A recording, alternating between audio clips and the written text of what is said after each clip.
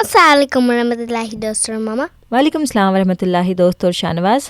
Welcome to our channel Bisha. Today we are going to be reading you a story from حضرت بلال رضی اللہ تعالیٰ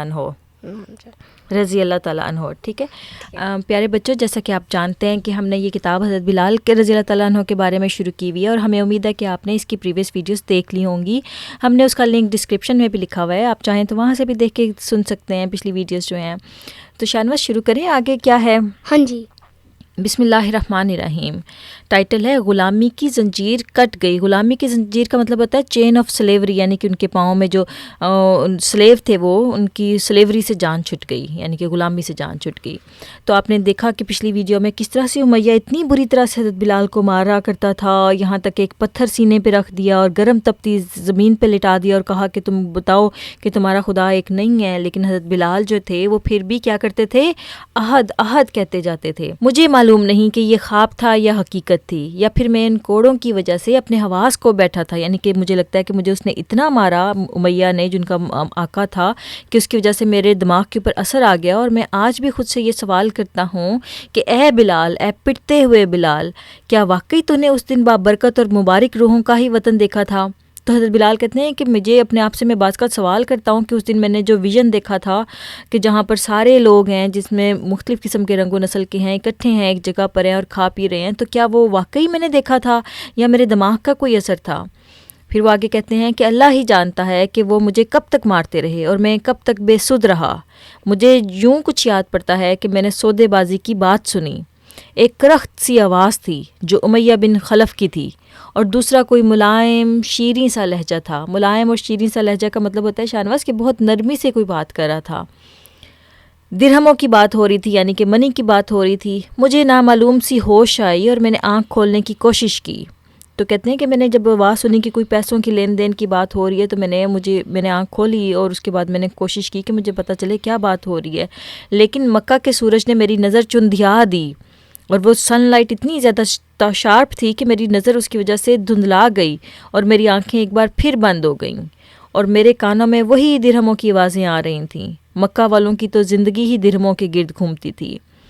وہاں پہ جو کرنسی ہوتی تھی نا شاہنواز، جیسے یہاں پر پاؤنڈز ہوتے ہیں، کسی کنٹری میں روپیز ہوتے ہیں، تو وہاں پر مکہ میں درہم ہوتے تھے، اور ان کی ظاہر بات ہے زندگی کا جو بھی لین دین ہوتا تھا پیسے کے گرد گھومتا تھا. مگر میری زندگی کی سب دلچسپیاں ختم ہو چکی تھیں، اور میں اب ایسی نیند سو جانا چاہتا تھا جہاں ان ظالموں اور موذیوں کی آوازیں مجھے جگا نہ سکیں. تو حضرت بلال کہتے ہیں کہ میں اتنا تنگ آ چکا ہوا تھا، اتنی اذیت سہ کے کہ میں چاہتا تھا کہ اب میں مر جاؤں اور میں کبھی نہ دوبارہ زندہ ہوں اگر زندگی میں مجھے اتنی تکلیف ملنی ہے. انسان اپنے ظلم کی چکی میں دوسرے انسانوں کو پیس ڈالنا چاہتا ہے، لیکن اللہ تو موت دینے میں بھی شفیق ہے اور رحیم ہے اور مہربان ہے.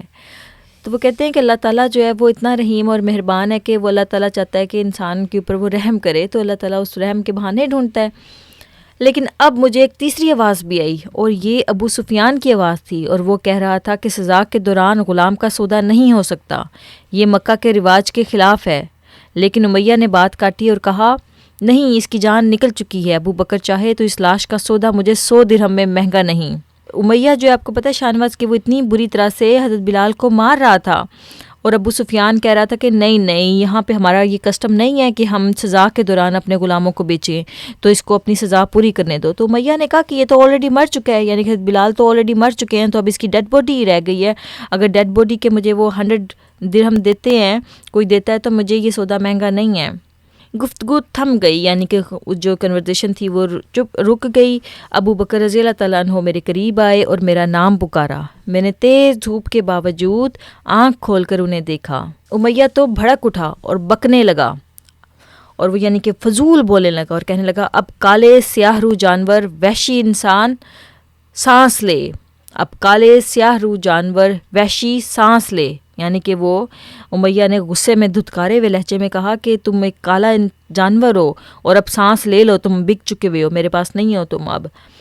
مجھے جیتا دیکھ کر امیہ کی آنکھیں چمکنے لگیں اور بولا، ابو بکر یہ زندہ ہے، زندہ تو 200 لوں گا، لینا ہو تو 200 درہم گن دو اور لے جاؤ. تو امیہ نے کہا کہ میں اب کیونکہ ان کو جب امیہ نے بلایا نا کہ اب جانور اٹھ کھڑا ہو، تو ان کو پتہ چلا کہ حضرت بلال تو بھی زندہ ہیں.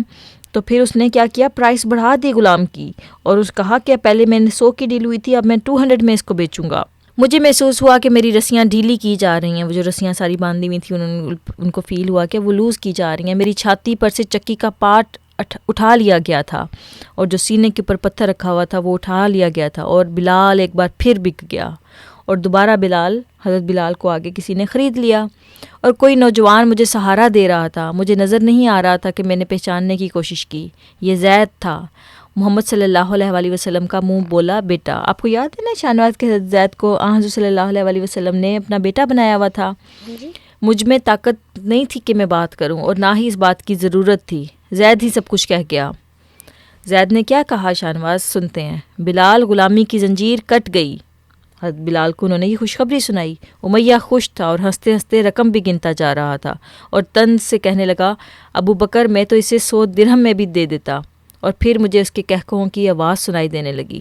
تو وہ اپنی مکروہ قسم کی ہنسی اس نے ہنسی اور کہنے لگا کہ میں تو اس کو 100 درہم میں بھی بیچ دینا تھا, لیکن میں نے 200 مانگے اور تم نے مجھ کو 200 دے دیے, تو یہ کوئی برا سودا نہیں ہے.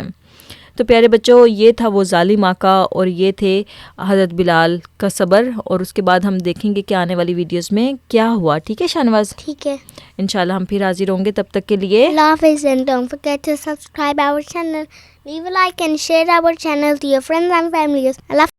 اب دل کے بام و در پہ دیے جلتے جائیں گے, اب دل کے بام و در پہ دیے جلتے جائیں گے.